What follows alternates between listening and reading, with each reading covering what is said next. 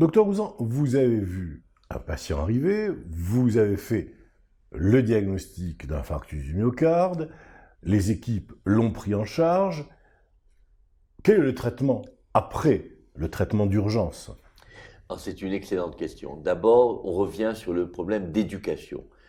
Nous avons deux types d'infarctus. Donc, nous avons l'infarctus qui survient chez un patient angineux connu, qui n'a peut-être pas été bien surveillé, ou qui n'a pas bien pris ses médicaments, ou qui n'a pas respecté les règles d'hygiène de vie.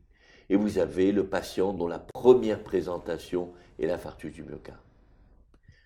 Tout simplement parce que les douleurs ont été négligées, parce qu'il n'a pas consulté, ou parce qu'il a été totalement asymptomatique. C'est important ce que vous dites. Il faut savoir qu'il y a beaucoup de décès suite à un infarctus du myocarde, d'où l'importance de toute cette partie de prévention et de diagnostic au moment de l'angine de poitrine ou avant l'infarctus. Exactement. La présentation de l'infarctus, comme on l'a signalé, peut être un infarctus aigu qui amène le patient à l'hôpital, un infarctus aigu mais retardé qui amène également le patient à l'hôpital, mais on a aussi une autre forme de présentation qui est l'arrêt cardiaque, la mort subite à domicile, et là c'est vraiment la magie des équipes de réanimation qui vont au domicile du patient, qui ne baissent pas les bras, qui vont faire un massage cardiaque, qui vont en général défibriller les patients avec un choc électrique et qui vont ramener à la vie ces patients, qui vont être transférés immédiatement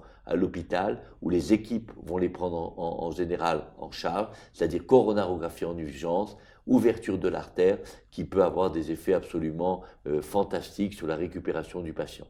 Cet arrêt cardiaque intervient quand l'infarctus est étendu ou quand il est localisé à certaines zones. Exactement. Quand l'infarctus est étendu ou quand l'infarctus est aigu, et très aigu. Le cœur d'un patient qui n'a jamais eu d'infarctus n'est pas préparé à un arrêt brutal de la circulation coronaire.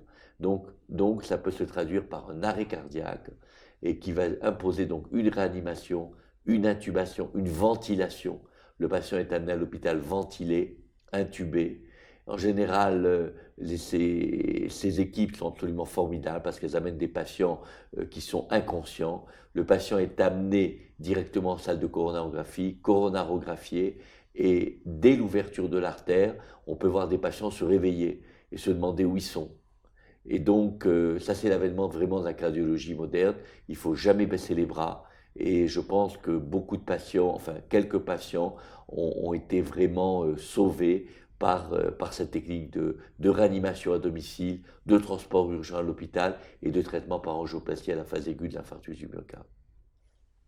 D'où l'importance des SAMU.